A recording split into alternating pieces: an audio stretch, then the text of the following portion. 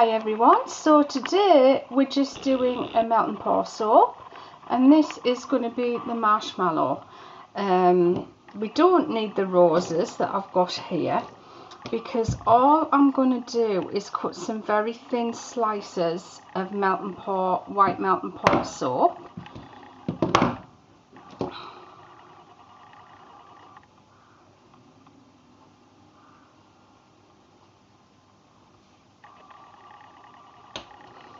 And I want them to curl. See how they curl when you cut them off?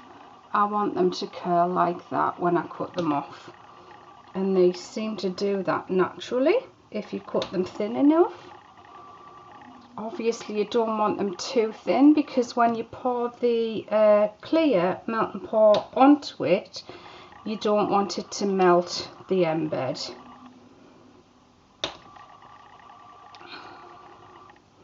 Sorry, I've not been around for a while, even though I promised to. I don't know, I just don't feel very well at the moment. But I'm sure I'm okay. I'm going for blood test tomorrow. It could just be my weight.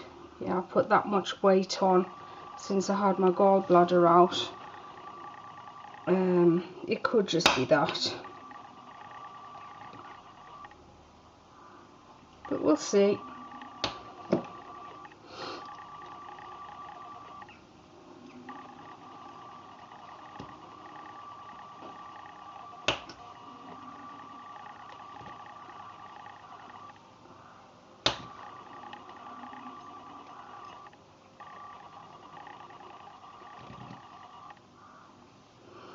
So we just want to cut as many of these as possible.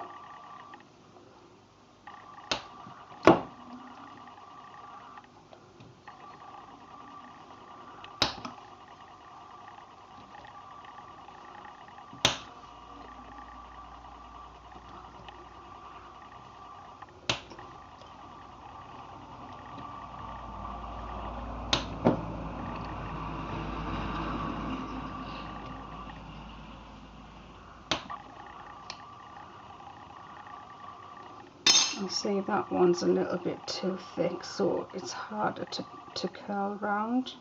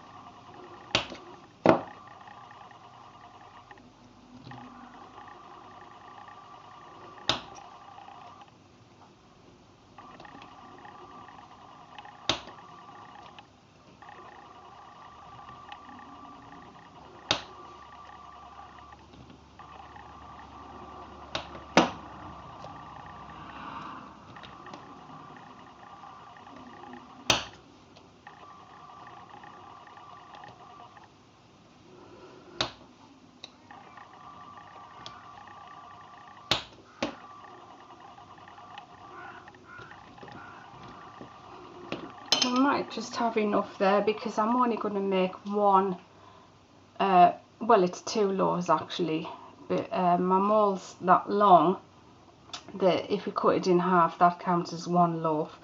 So it's two loaves I'm going to make, but it's only in one mold, if that makes sense.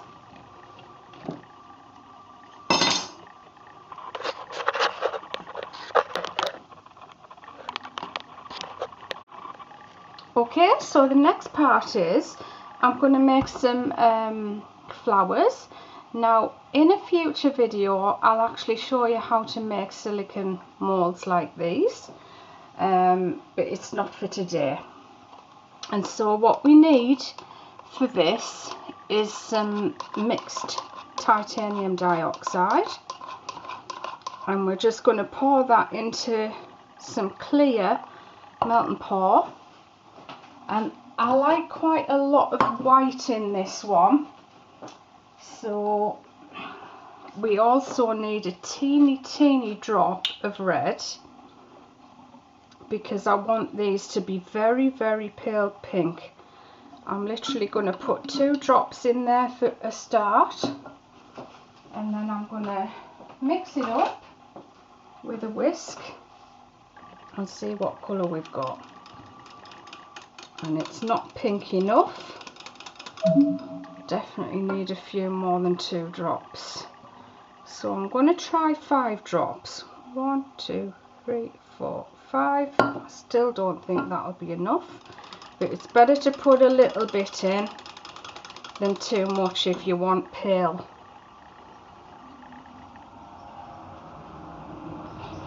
So I'll put another 5 in there, and then that should be the colour I'm after. It's a very pale pink, because obviously I want it to be the same colour pink as a marshmallow.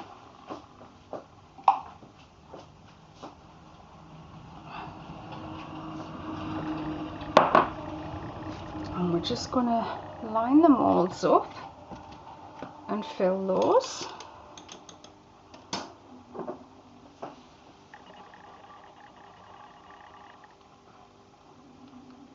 It doesn't matter if you get bubbles on the top, but because it'll actually adhere better if you have the bubbles rather than a flat smooth side.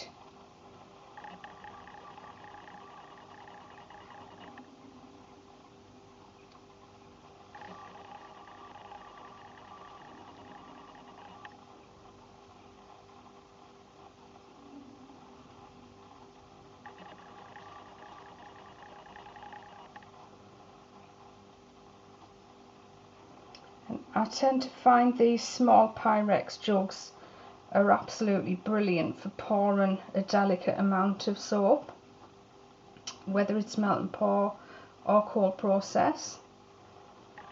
And they have a nice neat curl on the top to pour the soap over without spilling very much, and you can control it as well.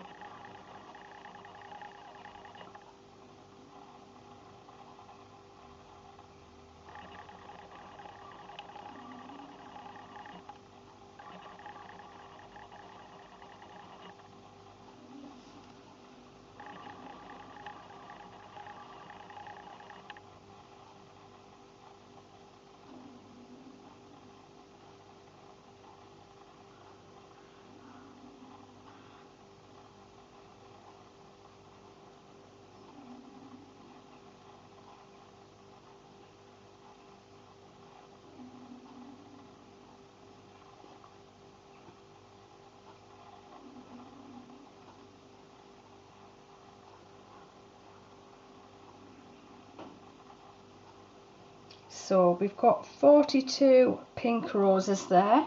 I won't need all of those. And next up we're going to pour some white ones. So see you in a bit when these have set. We'll unmold them and then we'll pour the white. Okay, so it's time to pop these out of the mould now.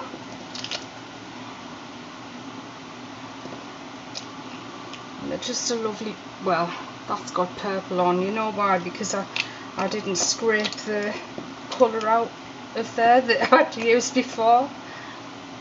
Cute flowers those, aren't they? It's so easy to make a silicone mould as well. Some of them are not so easy. I tried to make one with cinnamon sticks, and I was doing a video for you, but I literally gave it up as a bad job. I think I couldn't have picked a worse type of mould to make,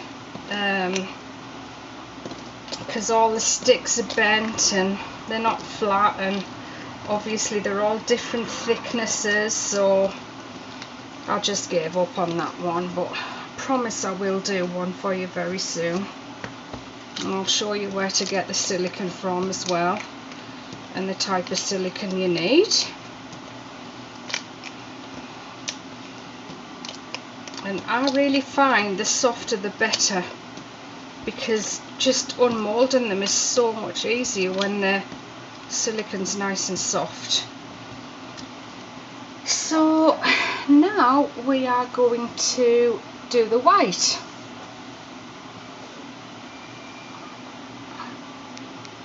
This is the Melt and Pour soap, glycerin soap, or I call it crystal because I use the crystal variety. Again, give my titanium dioxide a good stir.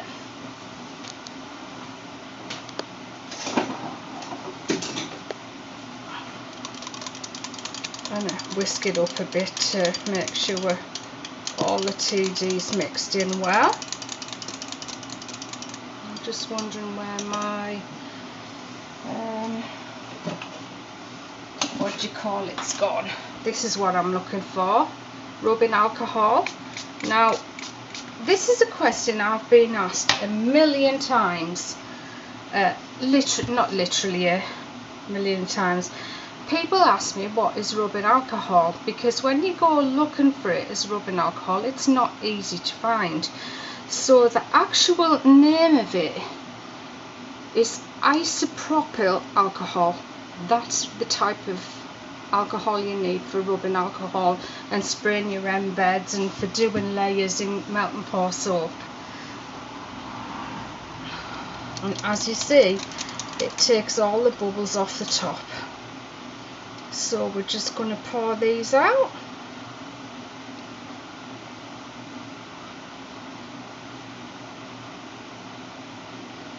And Linda, if you're watching, I hope you're having a lovely rest and able to enjoy lots of videos. We're all thinking of you a lot and praying for you a lot.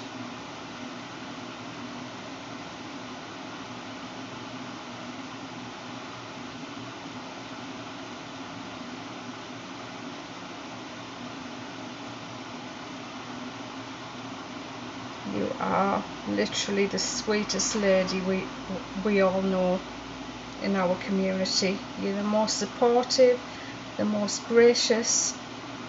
You are just a lovely, lovely lady.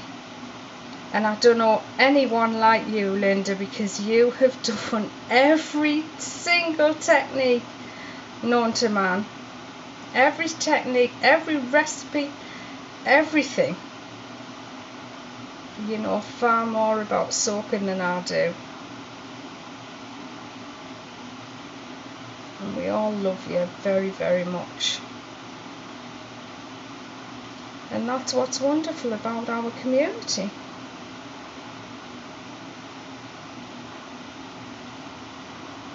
We'd never have met if we didn't have a love of soaping.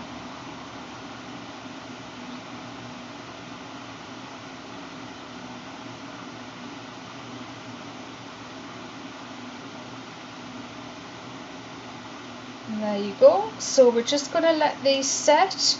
The great thing about these, they set probably within half an hour.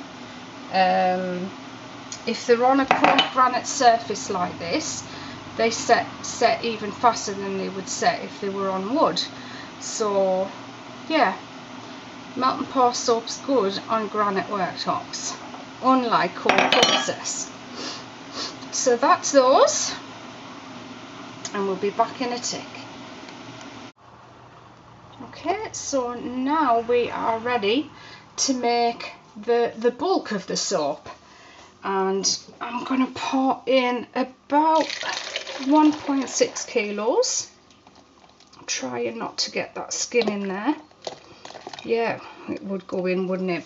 It doesn't matter. So that's that. Just give it a spray to get rid of the bubbles. And again, we need the red colour that I usually use to make my pink for this one. And literally, again, I'm just going to put 2 drops in.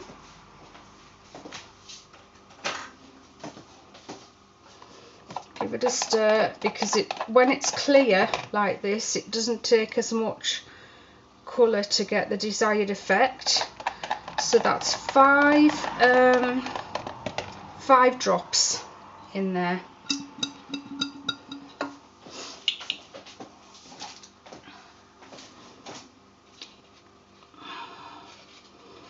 And this is red pigment, CI12490, that's what I think it is. I've got the label covered up, but I'm pretty sure that's what it is.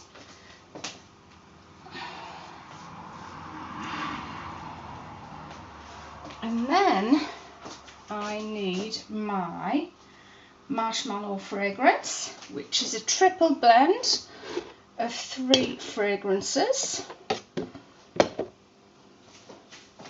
And I'll be back in a sec. And the great thing with melt and pour soap, crystal soap, is you can put stacks of fragrance in. So this measurer I've got here, which is what you get in a bar, behind a bar, and it does the measurements for the alcohol.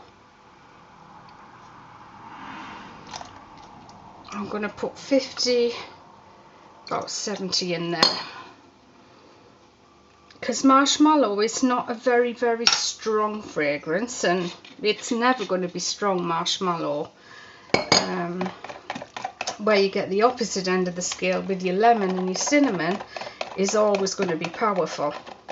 Now, I haven't got a thermometer, so I can't tell you the temperature of this, but to look at when it's ready to pour is when you can keep your hands on the side without it feeling like it's burning, and it is burning me there. The other way you can tell is when it starts to get a skin around the outside, when it starts sticking to the outside, and I'll show you that as we go along. I should be able to show you that. Again, I'm just going to give it a spray. And now we need our embeds again.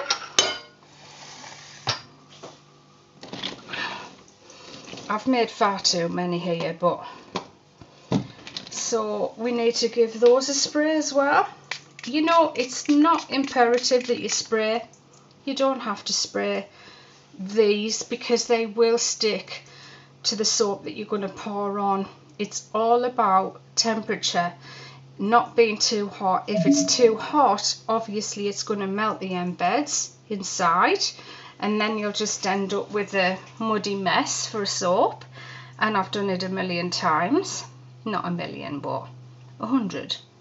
And then if it's too cold, it won't stick to the embed, so that when you cut it, it breaks into pieces. Again, I've done that quite a few times as well.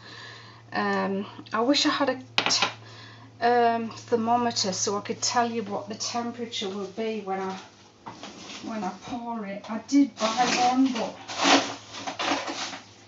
I'm not the most organised person in the world, as you know. In fact, I'm very unorganised as far as keeping everything in its place. So we'll pop those over there and we'll get a mould down.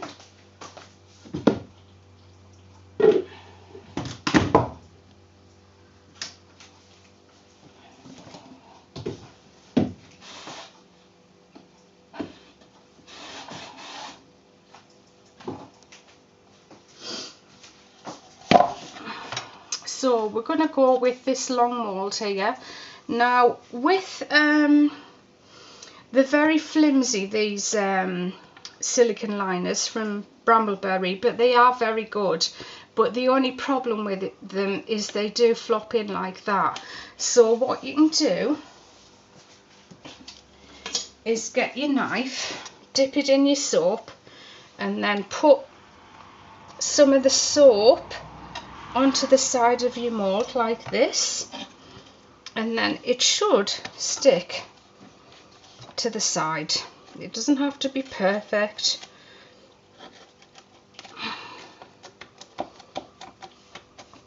That way you'll get you'll get an even straight line along the top. If it flops in like this, then obviously that's what's going to happen to your soap as well. I love the smell of this, it's delicious. And then obviously it does make it a little bit more difficult to release, but as you can see, it's nice and tight to the side of the mould. I really do need some new moulds. So what we're going to do for the first layer, and it doesn't matter what temperature it is for the first layer, because I'm just going to pour a clean pour right across the bottom of the mould like that, just about that much, which I would say is a centimetre deep, and give it a spray. Now what we want to do is wait until we get a bit of a skin on that layer. So we'll be back in a tick when we've got that skin layered. What? That skin layered? I mean that layer of skin on there. Okay, so what we've got is a little bit of a skin on there. It's thick enough to support me putting something on top of it, but it's runny underneath. And I would say that that skin is probably a millimetre thick. So what I'm going to do with these curls is I'm going to lay them in the soap, lay them on the soap like that, and then put another one on that side, so we get, I mean it won't be exactly like that, but so that we get some kind of curly shape.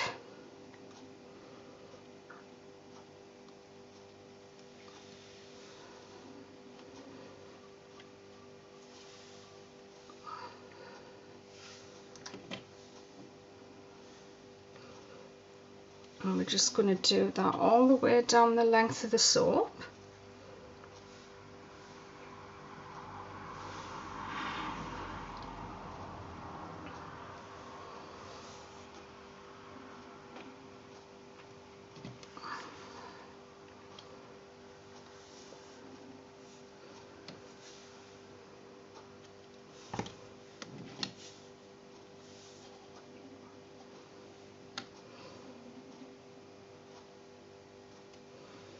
Luckily it fits perfectly, more or less,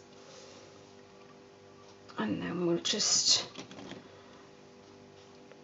continue that design all the way along.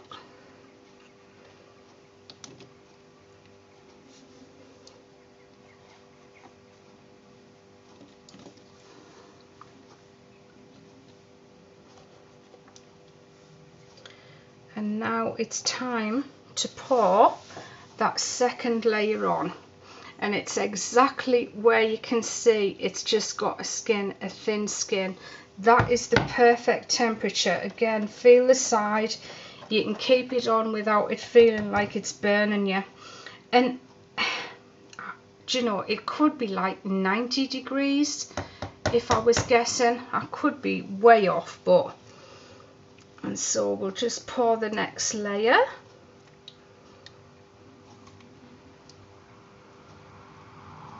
It doesn't matter if they move about, because it's quite a rough and ready looking soap, this one.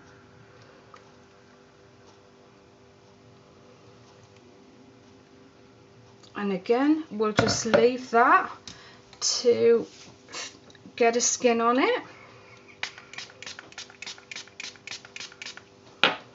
I think I'll make it a bit deeper.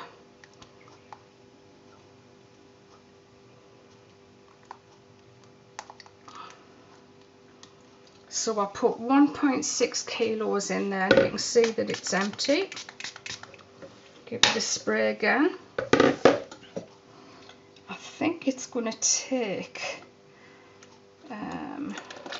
about a kilo of soap to finish this. So whilst that's setting, I'm just going to do the same routine all over again by pouring the clear crystal soap into the jug.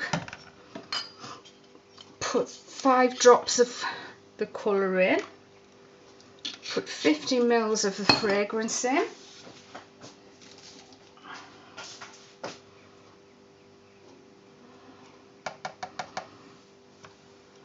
In fact, I just put 4 drops in because I haven't put as much soap in. There's not as much soap in the container.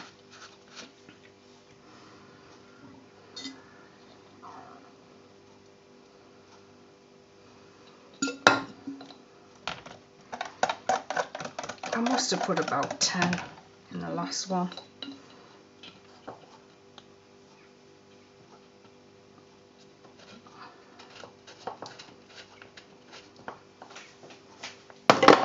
Drops, I mean.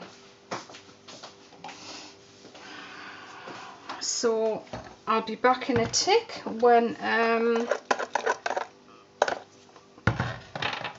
that's set and ready to pour on another layer.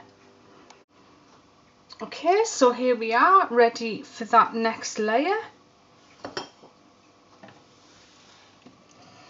Again, I'm just going to put these down the middle like this. It doesn't matter if they fall to the side.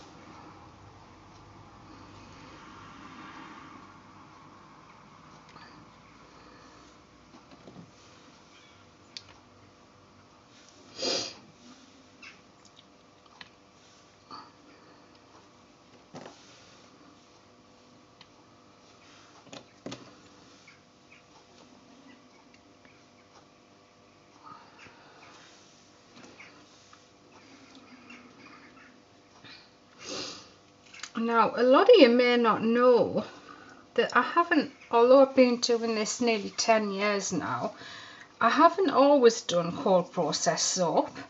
I actually started my business with melt and pour only, and I managed to build my business up only doing melt and pour. And I see a lot of people on Etsy are very, very successful with melt and pour soap. So it can be done. And there you go again, you see we've got the skin. So I'm just going to pour another layer of that over there.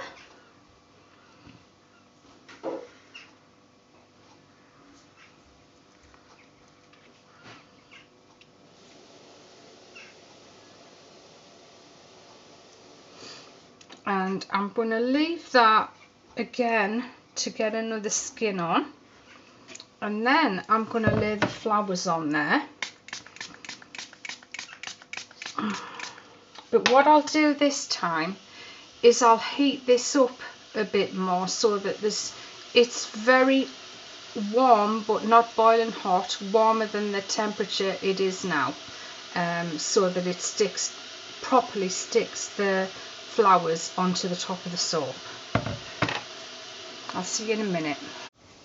So just before we unmold these flowers, I'm just going to take off the excess that's on the mould with a sharp knife, and then when you unmold these, you shouldn't need to wash them. Obviously they will need washing from time to time, especially if you're using the mould for soap that's got a lot of colour in it.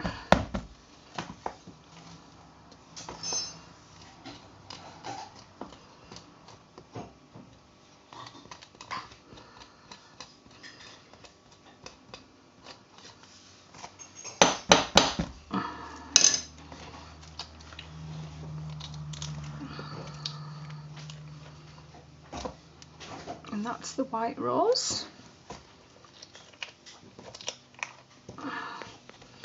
They're still warm, these, but as long as they unmold okay, to be honest, it's better because they'll stick to the top of the soap better if they're a little bit soft.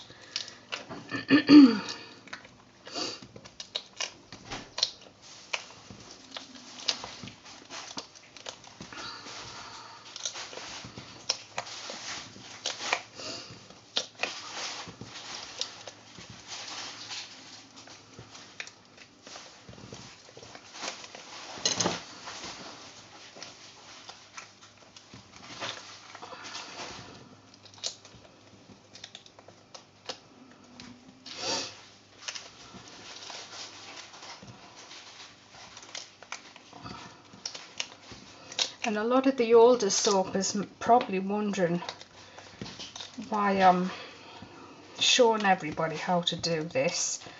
And I literally used to get reprimanded for doing my how to and help videos.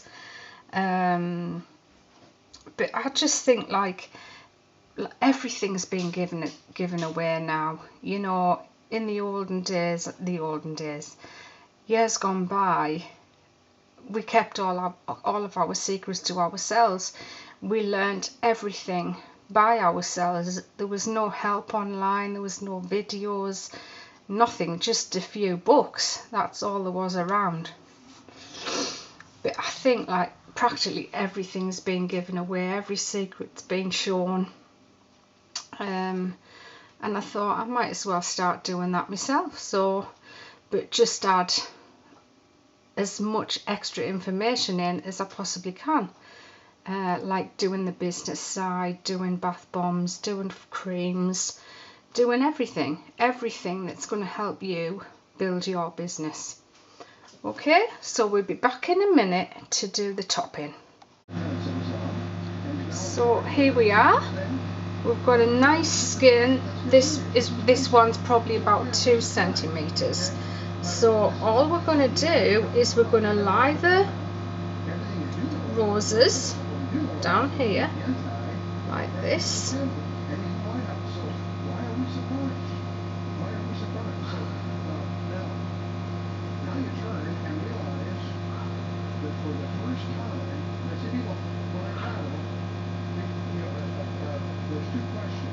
And we'll put the pink ones on this side.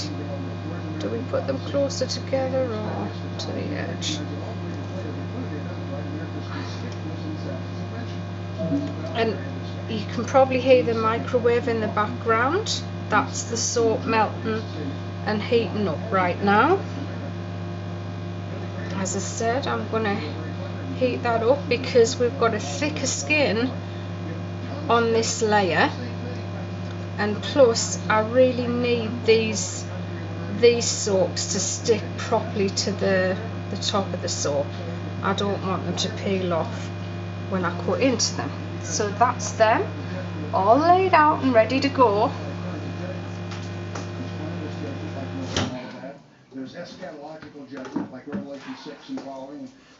And there's no skin on the top of this soap. You can see all the steam coming off it, so it's quite hot. And what I'm going to do is I'm actually going to pour it in between the soap. And so as you see, because we've used, we heated the top layer up for about 2.5 minutes. When we poured it on, it's nicely adhered and set into the soap.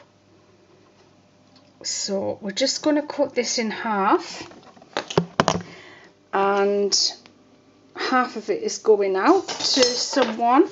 So I'm not going to literally slice it up as an end to our video. I'm just going to cut it in half and you can see inside. So each one of our loaves is 21.5 centimeters.